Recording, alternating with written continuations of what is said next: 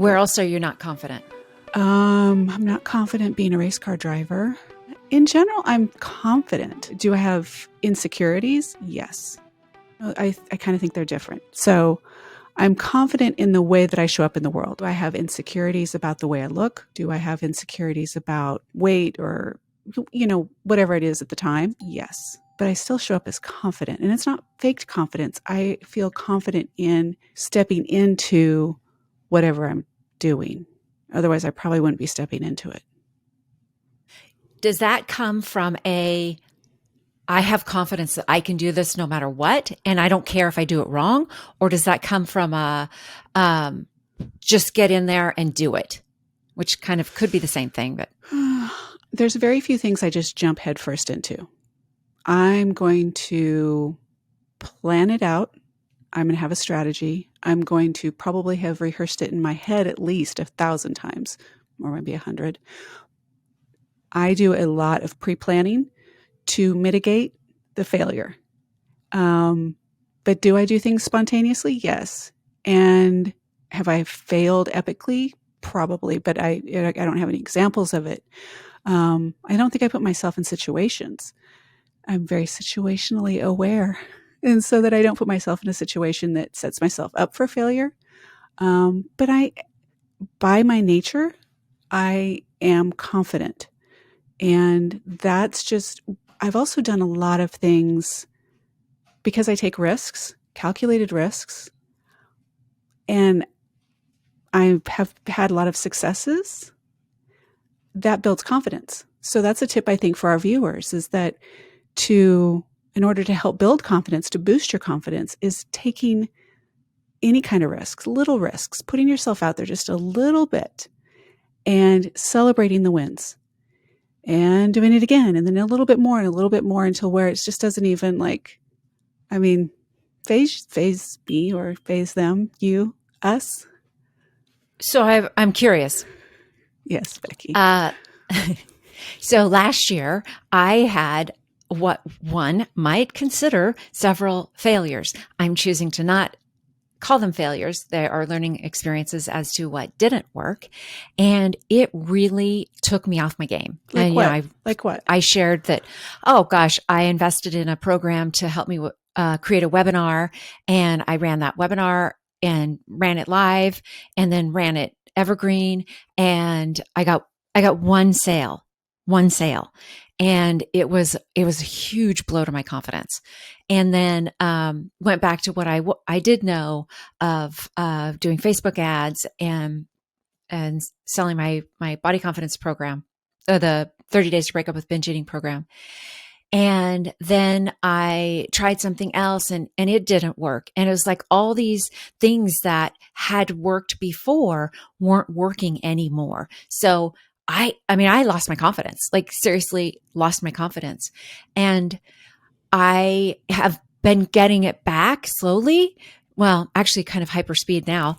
Once you start getting it back, you start finding evidence where else you can get it. Like I just said, I'm a good cook. And when it's like I know that was loud. It's like a pendulum. Yes. Like it swings all the way over to no confidence. And when you start to see just a glimmer of confidence, it starts to swing back over. And when you get that little confidence, it can grow all the other areas of your life. That's how I feel. And when I start to see just a little bit, it's like, oh, that's proof. I can be confident. I am confident. I'm badass. And then it grows in other areas of my life. So here's what came up for me. You said you had some failures. Really? Were they failures? Well, perceived failures. And I learned a lot of ways how not to do something, what not to do, a huge list of what not to do. And I'm working on my list of what did work. But there's probably also other skills that you learned in there you may not even realize. You probably learned things doing the programs that you were in that you are not even giving credit to, or at least maybe haven't even shown up yet.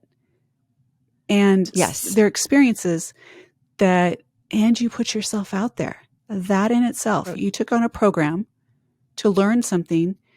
And do you know how many people that just don't even get off the couch to do that? So I commend you on that. Perceived failure, I can see that, but you attempted to do something. You took something on. You stepped into confidence to do that, right? Yes, I would agree with that. Okay. And it didn't turn out the way you hoped or planned or you thought it was going to be, right? Correct. Did the world come crashing down around you? It kind of felt like it.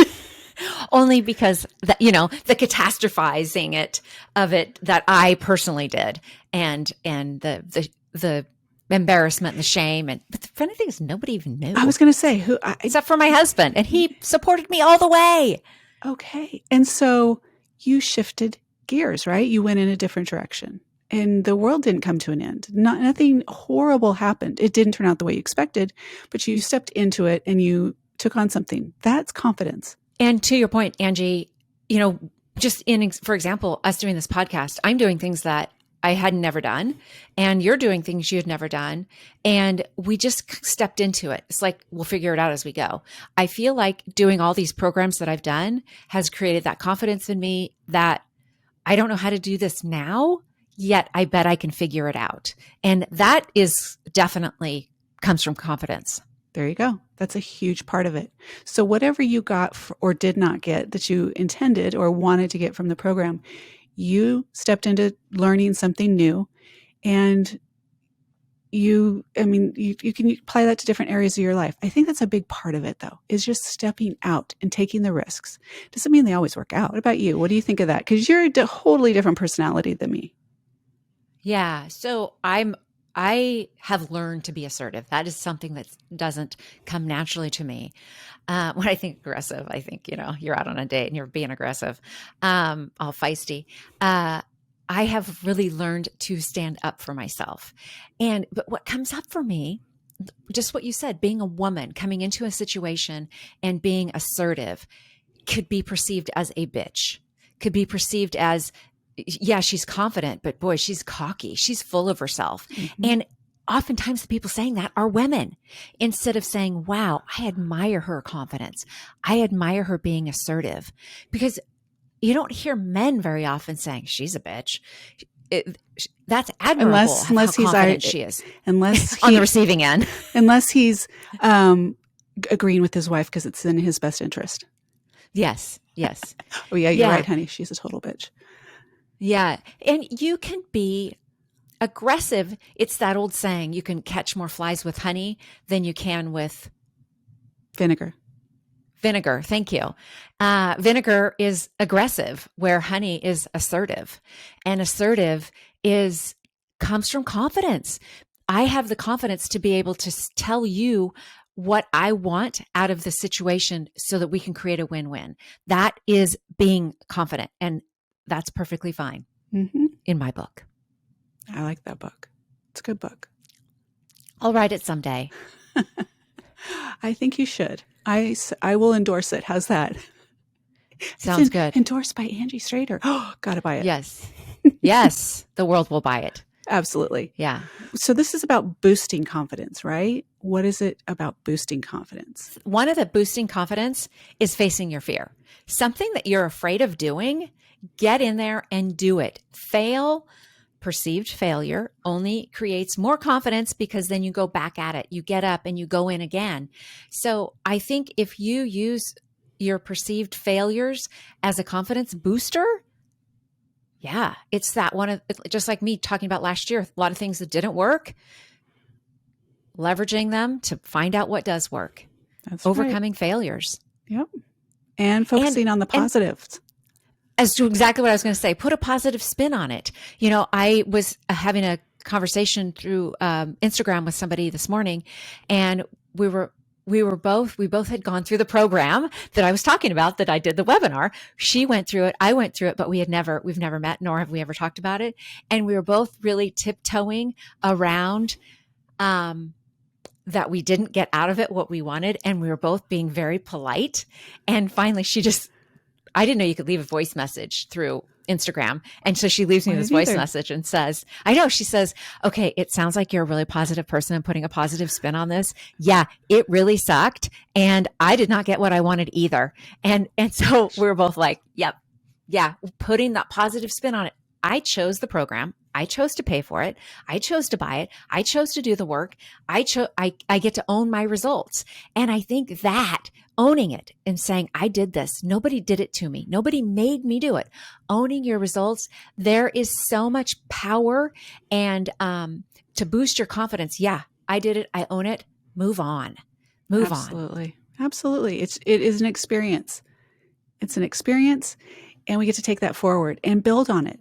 Because I got to say, so when I used to hire people from way back forever ago, there was something I always had this, like, we'd sit down and have a meet and greet, and I'd go over all of the Angieisms, right? And all those things. And so one of them was, one of these days, we're not going to work together. You're going to move on. And what I hope is that you can take something from the time that we've spent together and carry that forward. So somewhere later in life, you can go, oh, yeah, I remember Angie taught me this thing, or, something like that. So it's that thing, it's learning and taking it forward and learning from others and sharing with others. And also kind of that fake it till you make it is in your posture. Oh my gosh. Shoulders, So I developed breasts, not one, two, at a very young age, and had big, and I was so self-conscious of them because, boys, they're horny and they're 12 years old and they're looking at your boobs. And so I walked like this for a long, long time. And so to put my shoulders back, I don't think I started putting my shoulders like confidently back until I was in my 20s, 30s, maybe even. And so I still get to train myself to put my shoulders back and put the girls out. Like, it's not saying, hey man, look at these. It's more of a, yeah, I'm confident. And it's a stance. And I dated a guy years ago who was a police officer in San Francisco, and we were dancing on the dance floor, and that was my stance. And he goes, are you a police officer? And I said, no. He goes, you just squared up with me. And I'm like, that's a confident look. And he goes, that's what we're trained to do, to stand just like the way I was standing. And I was on the dance floor too. Mm-hmm. It's pretty good. Bring it on. Bring it on. Bring it on.